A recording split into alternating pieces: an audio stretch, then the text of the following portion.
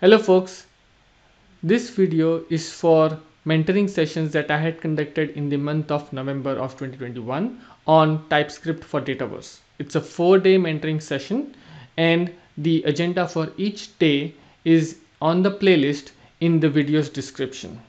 The playlist has videos in sequential order. So do check that out. Now let's get into it. So welcome everyone for day 3 of TypeScript for Dataverse.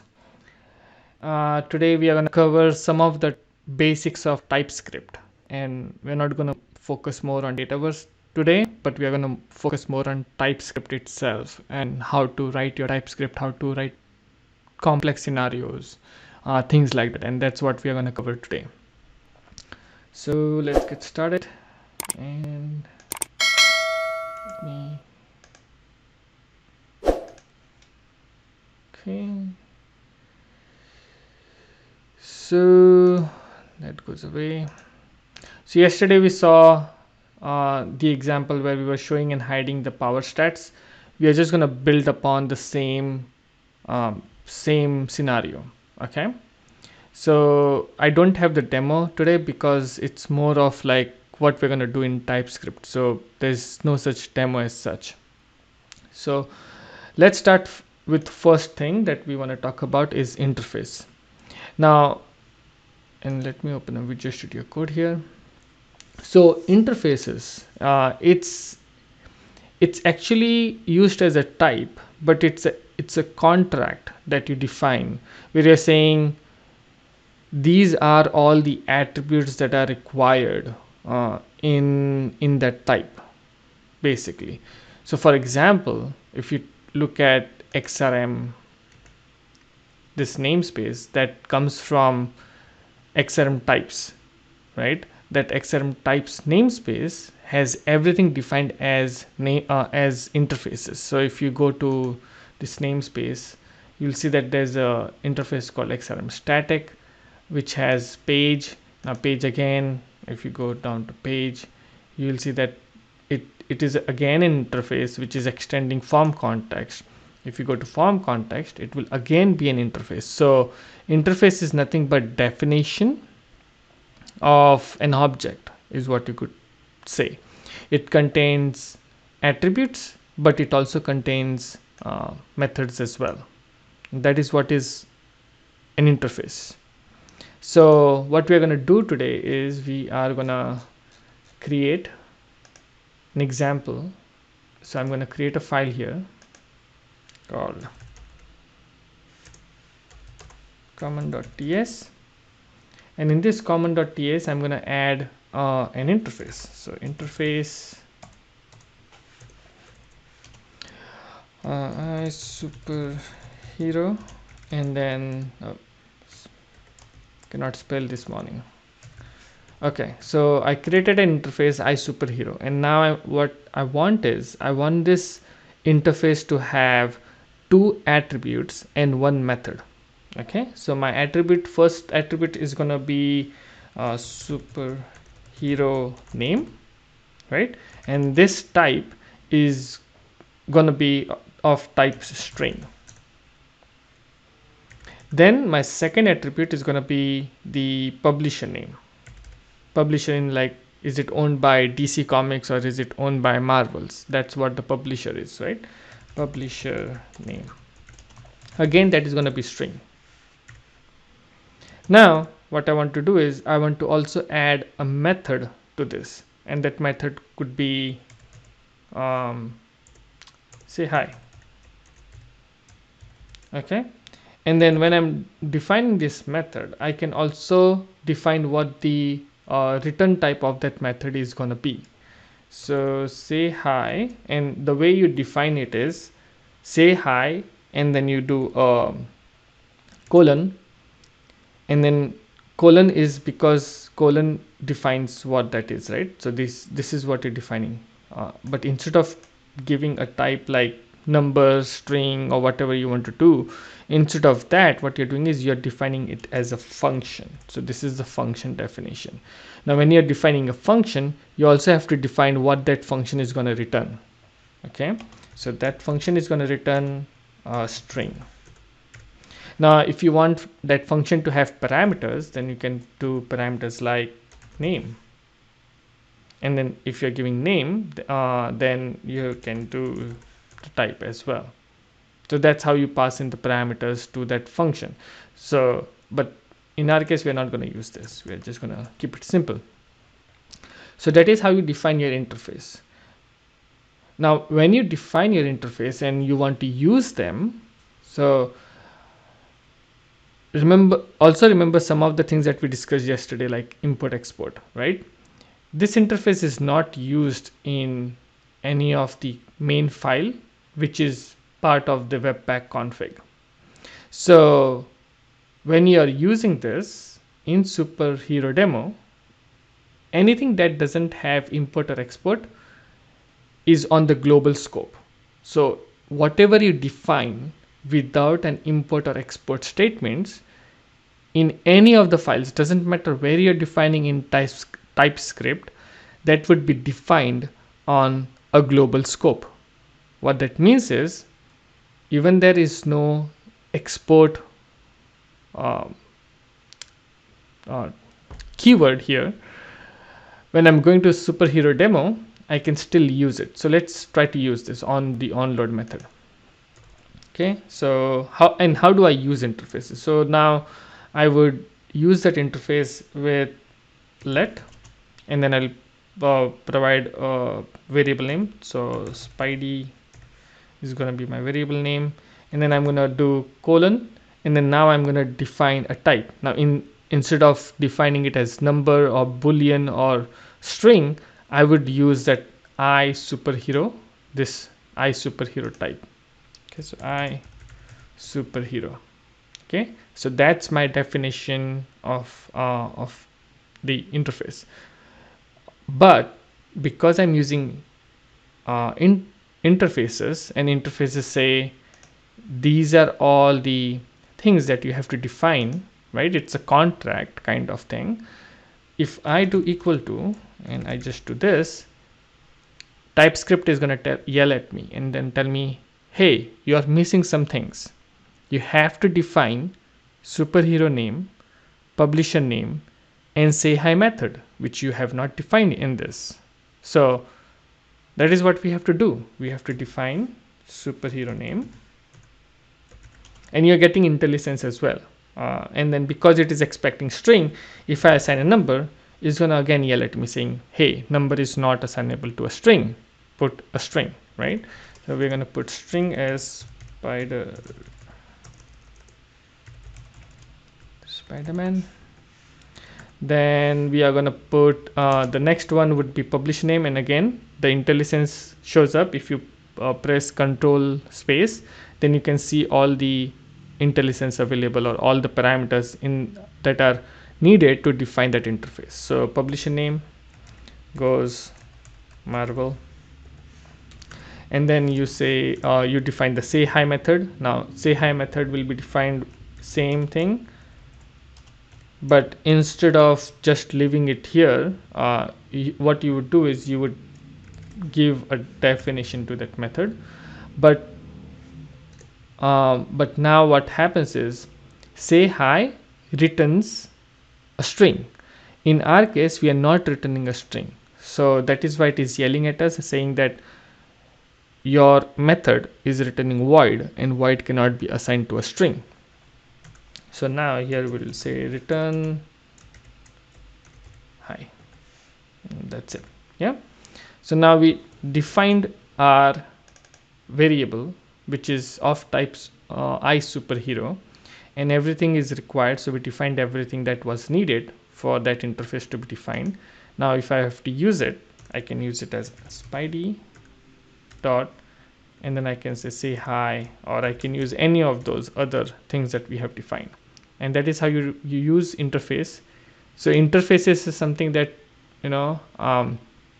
we mostly use it when we want that structure to be defined, like for example your class, like even this classes, it's defined as an interface, right? So what that means is whenever you're using this, you get all this IntelliSense, but you also get you also have to define these methods too. So that's what it means. Yeah. So now let's see how. So sometimes you can have a contract where you would say, okay, superhero name is kind of required, but publisher name may be available or may be not available, or can be defined or can be optional, right? So if you want to do those kind of things where you want certain attributes in that interface to be defined but certain to be optional, and let whoever is going to use those interfaces define whether they want to uh, assign a value to that attribute or not. So in that case, we want to go back to common.ts, and you just have to put a question mark in front of it. If you define a question mark and save it, now we don't have to define publisher name, and we save it. It doesn't yell at us because publisher name is optional now, just because we added that question mark in front of the publisher name. And whenever you're using it, you still have access to it. So spidey dot, you still get that publisher name. But now if you see the return type that it has is it has string and undefined. Now here is one thing. If you're coming from C# background, in C# it's either null or not null. But in JavaScript or TypeScript, you have undefined, because undefined is what is called null in JavaScript. But you also have null. So null is not equal to undefined. Keep that in mind. Undefined is it's not defined yet. If it is null, means it is still defined, right? So if you want to do some null checks or checks like that, always check for undefined. So if you're doing if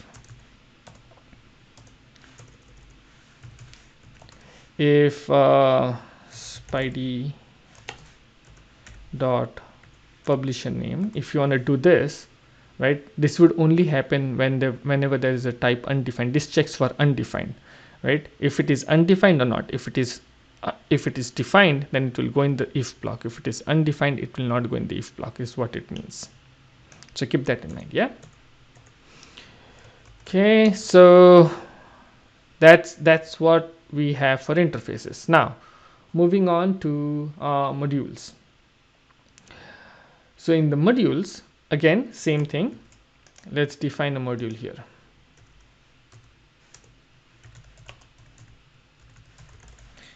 Greetings of type string, and then we'll do this.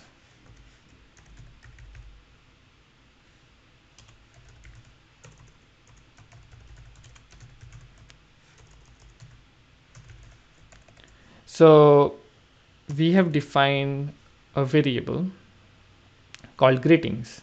Now if you try to use it here, let's say I want to put it in the console log. I can put it in the console log, right? The reason why I'm able to do it is because it's defined on the global scope, as I said. But as soon as I add export, I will get an error here. It will say not defined. So what we are doing is whenever you provide an export command, it's basically creating that as a module, right? So this greetings now becomes a module in that common.ts file. And if it's a module, then you have to import that module whenever you try to use it. So here, if I just hover over it, it will tell me to quickly fix it. So this is kind of a nice feature of VS Code. If I click on it, it will say, do you want to import greetings from this module common? Okay, and then that's how we can get access to that greetings. Now, because we have used export command here, the interface, like this entire thing, became a module, right? Because common TS now became a common module. If you hover over it, you can see that it shows this is the module, right? And because of that, even iSuperhero is not accessible anymore, because now it became private. kind of. So to make it to expose it, you again have to type in export here, save it, and then if you hover over I superhero, it will tell you to fix it. If you don't want to do it, you can also copy it and paste it like this over here. Okay, so that's how you import modules. These are modules, and if you define anything with export, it automatically becomes a module. If you're not defining it as an export, then everything is on that global scope. Okay.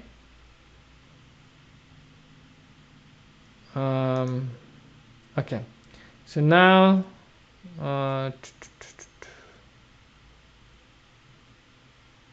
cool. Let's see what happens when, like, okay, I wanted to show you one thing which I forgot. Let's go back here.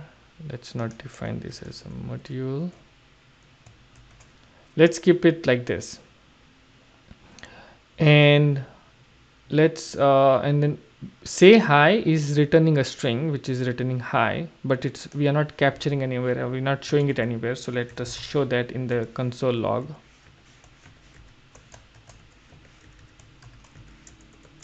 So in the console log, you should see hi, and you should see greetings. Okay, greetings is nothing but hello superheroes. Now if I build it,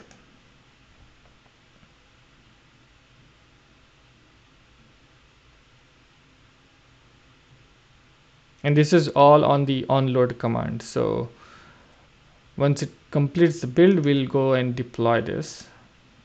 So it completed the build. Let's go and upload it. It's uploaded. Let's go and just publish, because we have an issue with the extension today. So let's go and quickly publish it.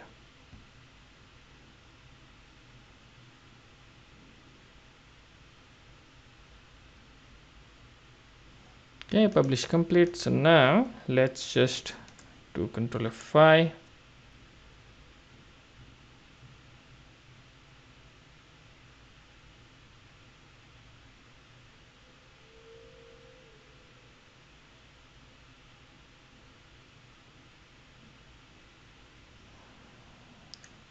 While it's loading, there you go.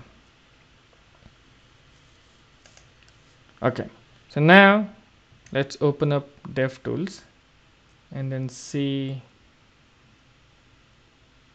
where is, so in the console, where is that been shown? And you can see it's not shown anywhere. Can you see it? No, right? If you filter them, I forgot how to filter it.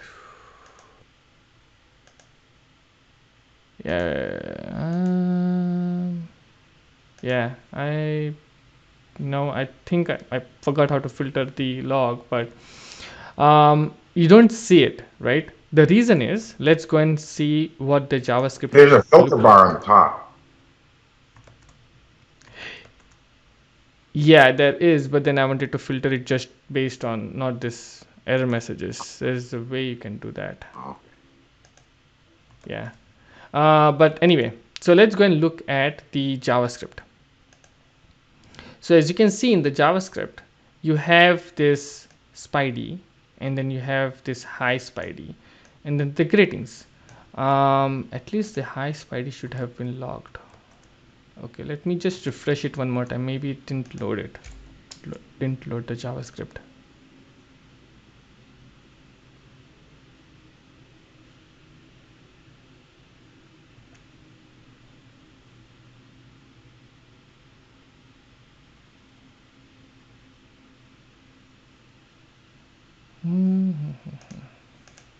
One second. Superhero demo.js. Yeah, it's not showing the latest one for some reason.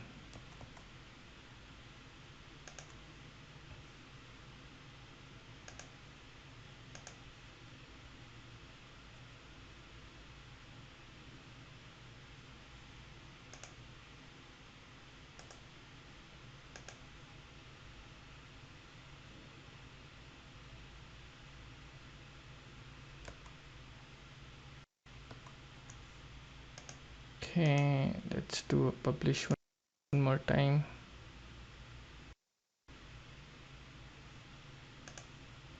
Okay, published. And let's refresh it.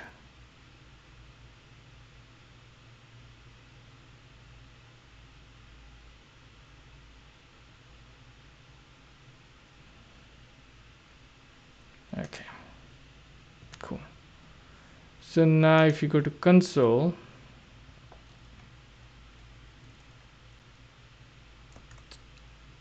why did it error out?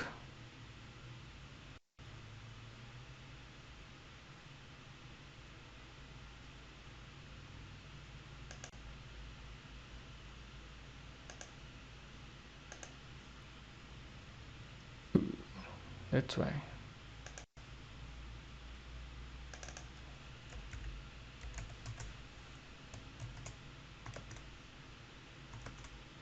Okay, my namespace was wrong. So let me build this again and deploy it again. And for some reason it is listed twice here.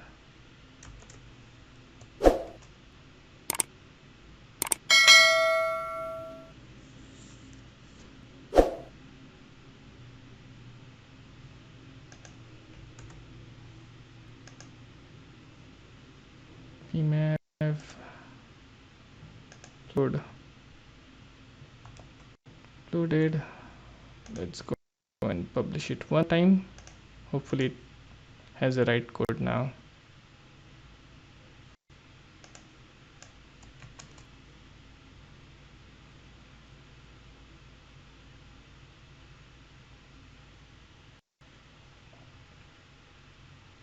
No, yeah, greetings. Okay, so this is what I was looking for.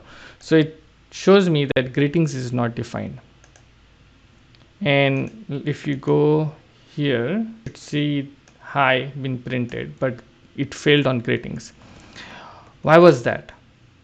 The reason is when we defined our when we defined these greetings, it is not part of the superhero demo, and superhero demo file is what is getting uploaded and pushing to Dataverse.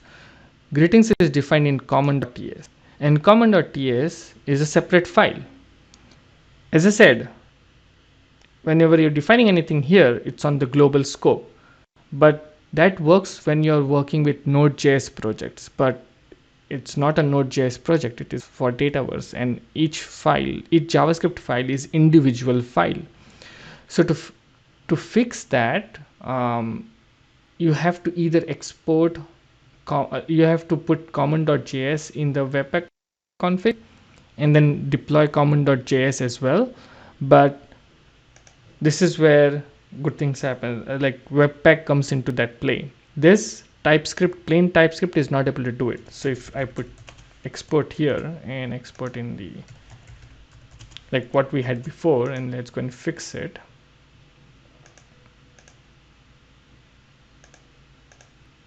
So now it's fixed, and now if I compile it, here is where that tree shaking comes into play. So what Webpack does is it goes to greetings, it goes to ISO hero interfaces, and then see does it really make sense to include it in that superhero demo.js, or is it exported as its own file? And we have not exported common.ts as its own file in this export, right, or in compilation. It's only generating superhero demo. So that's why what it does is it goes and adds this definitions, whatever is needed, intelligently in that superhero demo.js. So now if I open that file again, you will see that file has increased, right? The reason is because it is now referring to that common.ts, but it also has the definition for grid. Interestingly, it doesn't have definition for interfaces, because interface is something that you're defining only in TypeScript. When it gets compiled into JavaScript, it is still an object, like a regular object. And that's what you can see it here. So now let's go and deploy this one and see if we are having the same issue. publish,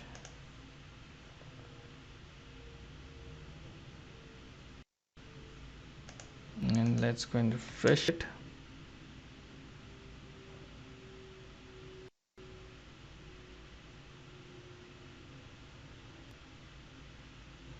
And no errors, right? So now if we go here, you can see hi got printed and hello superhero also got printed, because that greeting definition was now part of that same JavaScript. Okay, that's where the tree shaking comes into play, and that's what is one of the benefit of using webpacks. Now moving on, we'll look at what are classes. So we already know that whenever you add a TypeScript file over here, is actually which is getting exported. But what if you want to create your own classes? So if you want to create your own classes, and just because we are short on time, I know we are running a little behind, so I'm going to just copy the code and I'm not going to type it all the way. You can do the same thing here. You can define a class. Now in this class I have superhero name, I have greetings, and then I have constructor where I'm passing in the name and the message, and that gets assigned to superhero, and then the message gets assigned to the greeting. And then I have a method called greet.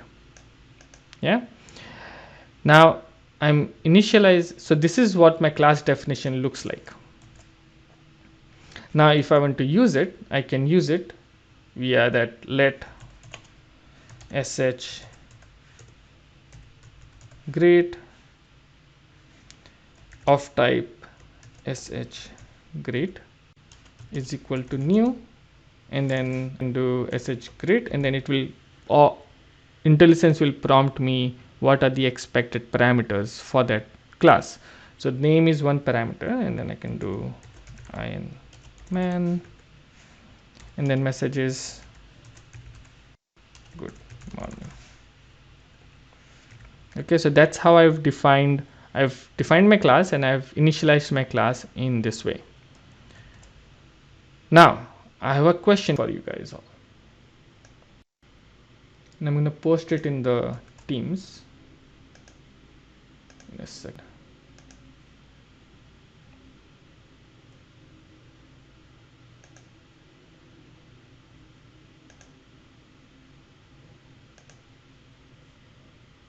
Okay, load.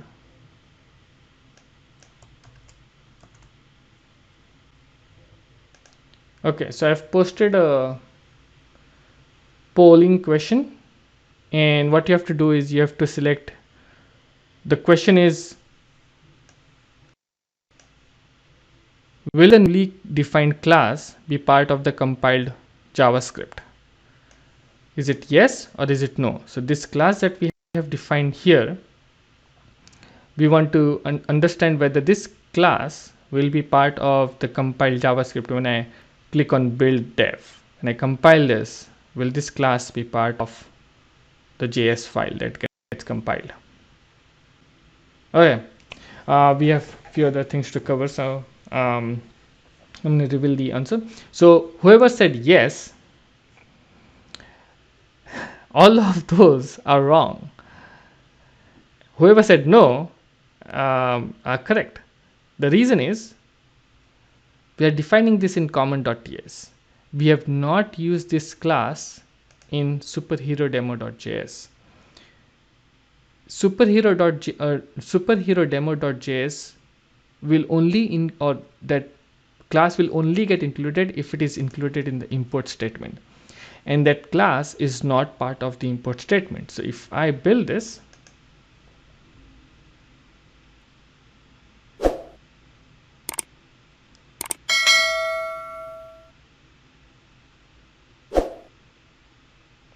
and if I go to demo.js,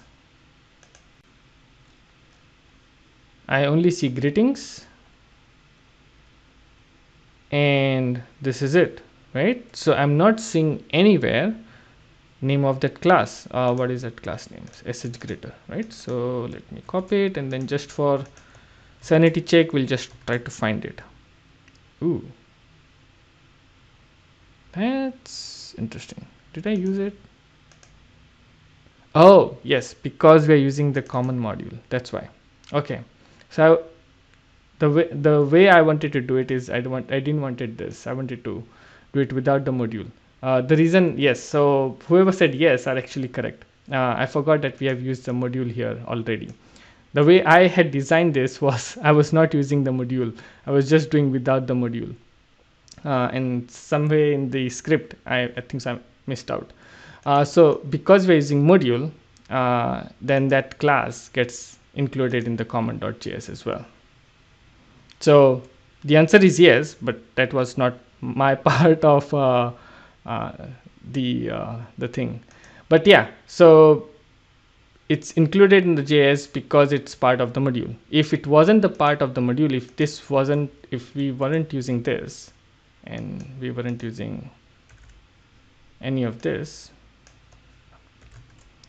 it would not be part of the module, right? The way it works is whenever you're defining the class can only get included whenever you're using it in here via that import method. If you're using it via import method, then it will get included in the JS file. Okay, so let's go back.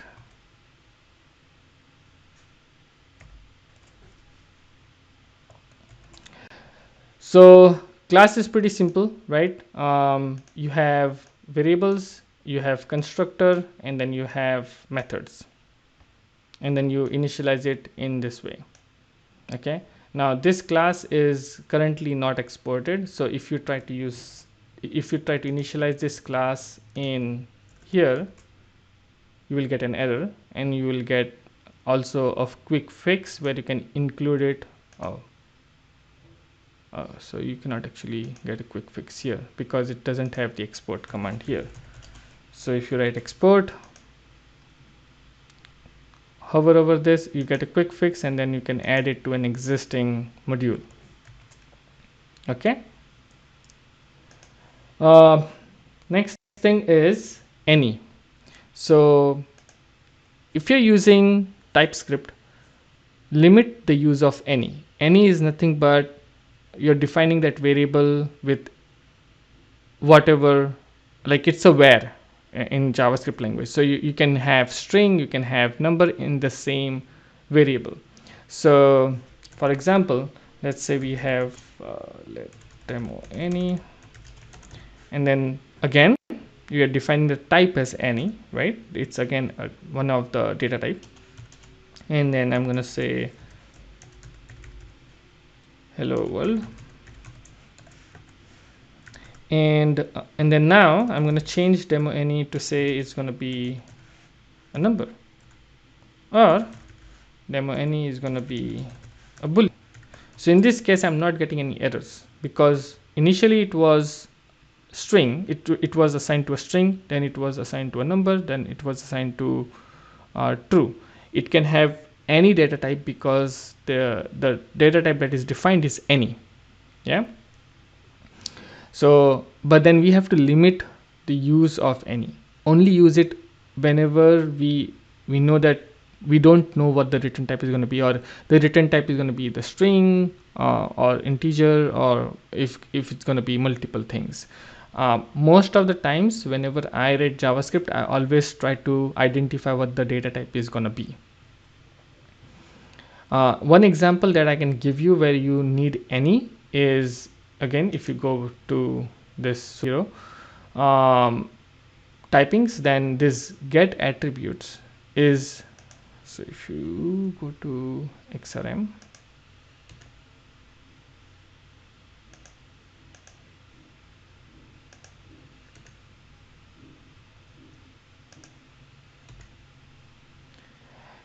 and if you go to XRM dot page form context page form context get attributes, right? Get attributes is returning attributes. There's one that returns any somewhere over here. I'll try to find it tomorrow and then I'll show it to you. But this index.ts has those kind of things where you don't know what the return type is going to be, so it returns any. Anyway, so coming back to another usage of any is whenever you're defining a function, and function, let's say, is color, and you're saying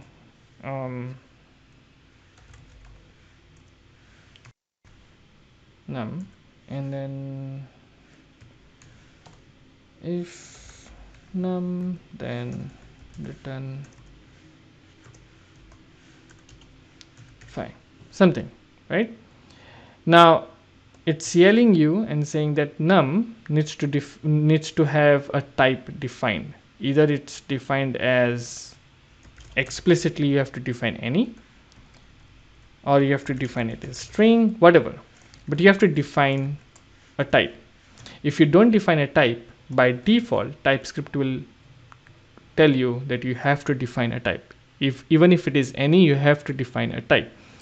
There is a setting in tsconfig which I don't recommend at all, but there is a setting where you can say no implicit any, and then you can set it to false.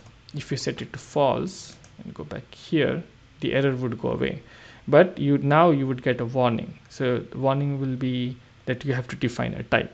Yeah, so keep that in mind. This is one of the things. By default it is always true, and I always like to keep it true so that we don't accidentally create functions without any types. Okay, then next is, so next we're going to look at arrays, how to define arrays, how to define tuple, how to define enums. So to define an array, you have to go back here, and array is pretty simple. So we can say let valid trace of type string array. Okay, so first you define the name of the variable, and then whenever you define the type, you say string of array or integer of array, right? And here what I'm going to do is I'm going to actually define the array in this way. You can just define the array without anything and then initialize it later on, but I'm trying to initialize it here itself. Cyborg or mutant. Okay, so that are the valid traces of all the superheroes that we have. So now what we're going to do is we're going to capture the, so if you go back to the form, there's a race here, right? So we're going to capture this value from this race. So we can do let sh race of type, race is going to be of type it's string, so string is equal to form context dot get attributes race dot get value. Okay, so I got the value of the race. Now I'm going to compare it and then see if so whenever you're doing arrays, you have a lot of functions available with the arrays, and one of the function is valid race dot includes. So what includes does is it will go and check if this race is included in any of the values in here. So it will check the value of sh race and then check if it exists in any of this three values that are available. Okay, so it's this is what it would do, and then if it exists, then we are going to show form context dot ui dot show ui dot set form notification, and then we're going to set a notification saying contains a race. So another thing, and this is very like I normally like to not use double quotes, but instead of that use this tildes, right? Or not tildes, but I don't know what these are called, but these are the above tab, whatever the keys, that is what it is called. And the reason why I use this is because this is like in C sharp. If you use dollar sign and double quotes, then you can use variables inside of it, and you don't have to do string builder, or you don't have to use plus sign to concatenate the string. Similarly, in TypeScript or in JavaScript, you can use this what do you call it? Quotes, whatever, these types of quotes to add your string. So if I add a string,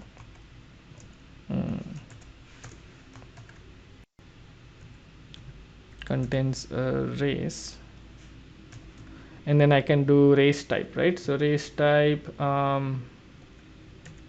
contains a race, and then dollar double quotes, and then I can do race type here, comma, and then now what we want is we want xrm.form notification level, which is either info, error, or warning. We are going to provide info, and then we are just going to give a name. Okay, so that's what we are going to do. That's the array. We're going to check all this thing at the end of once we complete all tuples and enums, and we'll deploy it and then see if it works or not. So I'm going to just comment it over here. This is for array. Now another data type is called tuple. Now tuple is an interesting data type because what it does is it's kind of like a dictionary but single level. You know how dictionary in C# is, you can have key value pair. So it's kind of array of key value pair, whereas tuple by itself is just a single level key value pair. Okay, it's not an array of key value pair. So that's, but then you can create a dictionary using tuple and array. So here you can do what I have here is, because we're running little behind on time, I'll just copy the code to define what the tuple looks like. So tuple, you're defining the key. So key could be string, key could be number. We can change this, we can just say number. It's actually not a string value pair. You can actually have more than this. So you can have string, then you can have boolean. So you can create tuple as complicated as you want it to be. But when you're defining it, you have to define it in the same way. So 200, then string, then is string again, string again, and then is the true. So that's how you can define tuple. So it's not kind of key value, but then you can use tuple to create that key value dictionary in TypeScript as well if you want to go complex. In here we're going to keep it to what we had before. And now how do you identify, how do you capture these values is what we're going to look next. So to capture this value, you can use sh IntelliSense, and then you can do dot. Now you can see that it gives you push and pop, which means now it's kind of an array. So if you see, it gives you string and number. So because it gives you that array kind of feel, you have to use for each. Okay, so for each, then you can do e, and so in the for each you're defining, it's kind of your link queue expression or lambda expressions whenever you're doing C#. I'm comparing everything with C#. So if you're in C# world, this is how you would write, right? E, like a variable, what is coming, and then you would define a function. and inside this function then you can get access to that e, and e here can be of type string or can be of type number, because here we have this two, right, string and number. So before you can access it, you have to identify what is the type of that thing. So I will do if else, and type of is again coming from C#. Type of is already you guys know that you can get a type of that particular variable by using type of. E is equal to number.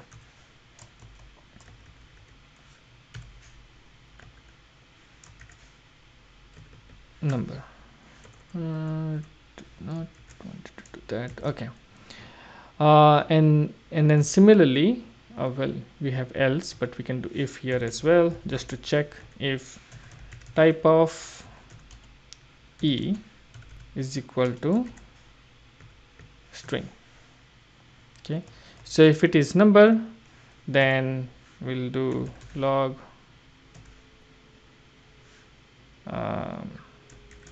again, you can use the same thing, number, and type in,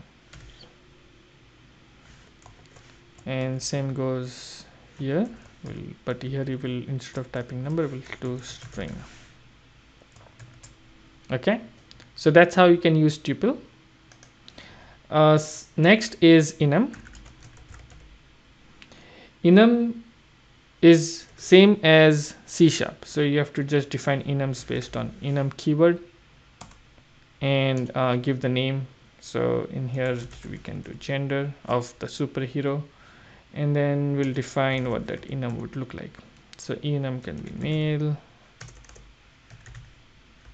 and what that value would be, so 100, female 200, and other 300. Okay, so those are the genders we define. Now if you want to use enums, then it's pretty simple. So let's say let's gender of type. Now what we are going to do is, in our code or in our, there's a gender, and which is an option set field, right? So this option set field, if you want to capture it in the code, XRM gives us option set value as one of the data type, or it's actually an interface again, but you can use it as a data type, right?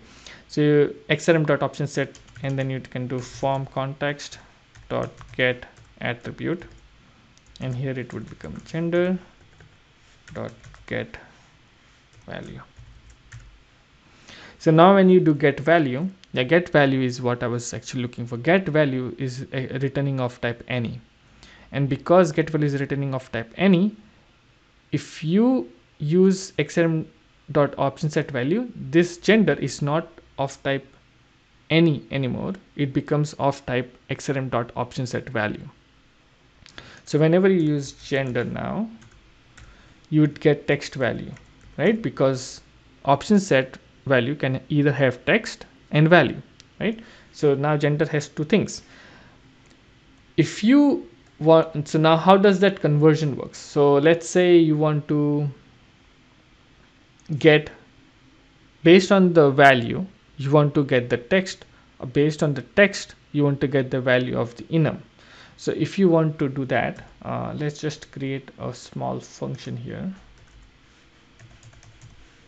static what do you print gender. Okay, and then gender would have, so what I'm going to do is I'm going to create a constant of num. Okay, so here's the thing, yeah, gender is of type enum, right?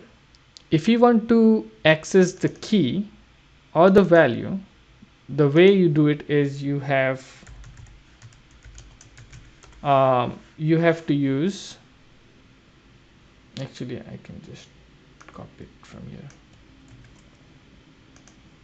and I wanted to do this not in here because the class sometimes doesn't allow you to do certain things, so I'm gonna paste it here.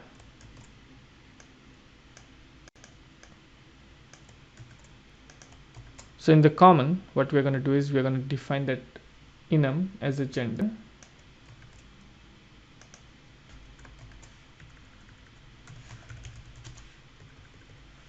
and we're going to define a type.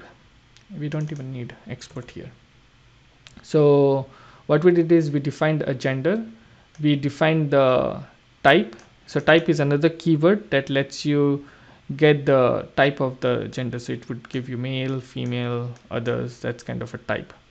And then that is what is needed in that is what it will take in as the parameter. So that gender keys is now key of type of gender. So this is the key, female, male, others. That's the key, and then that key is goes in as the parameter for print gender. And in here what I'm doing is I'm just getting the value. So based on the key, so based on if I'm passing in male, it will give me the value now, and that's what is getting printed here. So the key is this, and then the value is this. That is what is happening in here. Okay.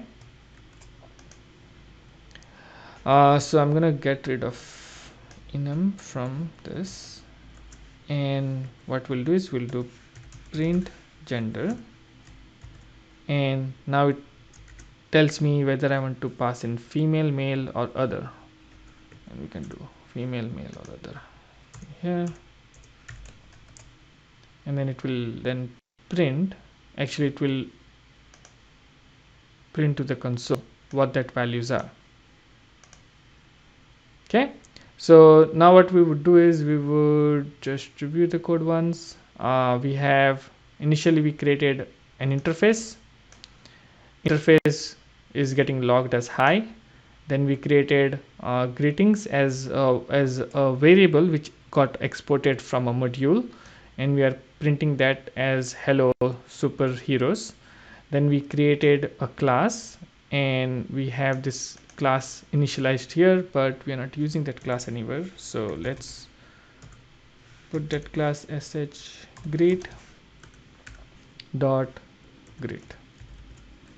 Okay, so we are calling that shgreet method from that class. Then we have type any, and then when we post this on the console log, it should post in as true because that is the last value that it holds.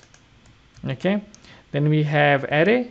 In the array, it would go and get the value of the race, check whether it is human, cyborg, or mutant. If it is any of this value, it would print that value contains a race, and then it would print what that race is.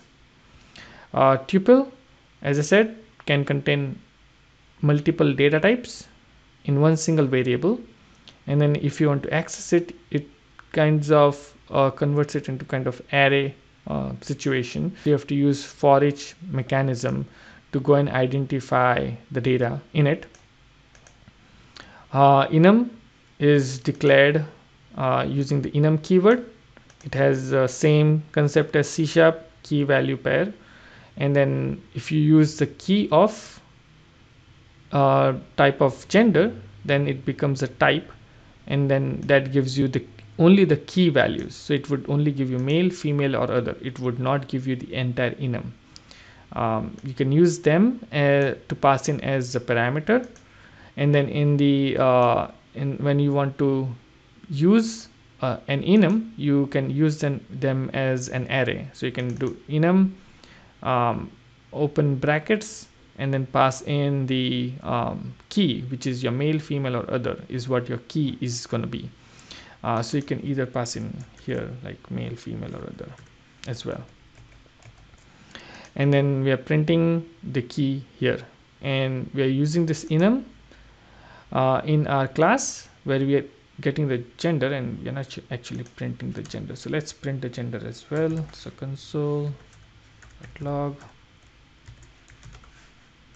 gender.text.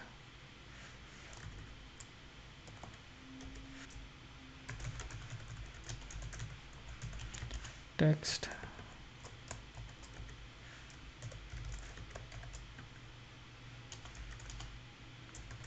value.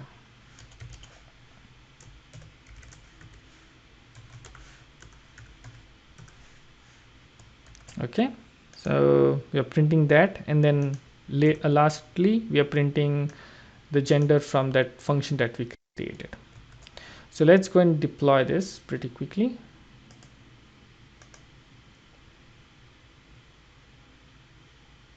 Okay, and publish it. And while it's publishing, it's now working fast. Okay, so let's do a refresh here.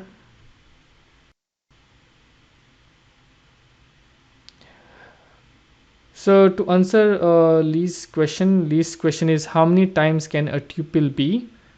How many items can a tuple be? So I'm not sure of the maximum number of items that it can hold, but I've tried with like 10 and it still worked. So I'll have to find it out what is the maximum. Okay, cool. So now we refreshed it. Let's go and look at the logs and then see if for some reason it didn't deploy again, I guess. I'll have to check what's wrong with the connection.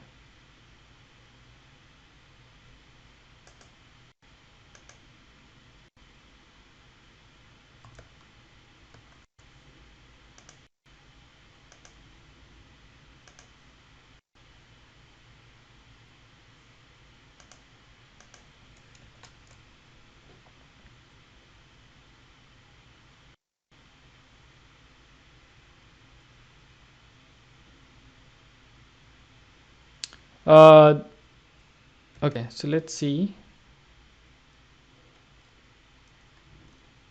Why the others are not getting printed? Let's refresh.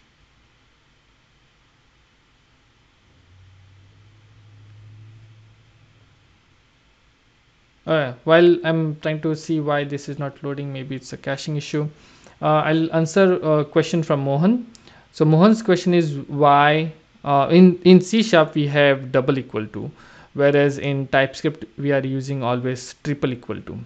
So you can use double equal to in TypeScript as well, but this is like a strict. So triple equal to is like strict matching. Double equal to is not strict matching, so it doesn't check for the references as well. So normally the standard in JavaScript or in TypeScript is to use triple equal to all the time, and this is also one of the condition that Microsoft checks. So whenever your JavaScript is getting published in and then you're running solution checker, in solution checker Microsoft has a rule where it will go and check each and every conditions, and then it will see if you're using the triple equal to or not. So to minimize those warnings, and those are like minor warnings or maybe medium level warning, but still they are warnings, right? So if you want to get rid of those, the best practice is to use triple equal to in TypeScript. Okay, and yeah, C# doesn't have triple equal to, it's only in TypeScript. Any other questions? So while I still try to figure this out, are there any other questions? You can open up your mic and then ask the questions if you want to.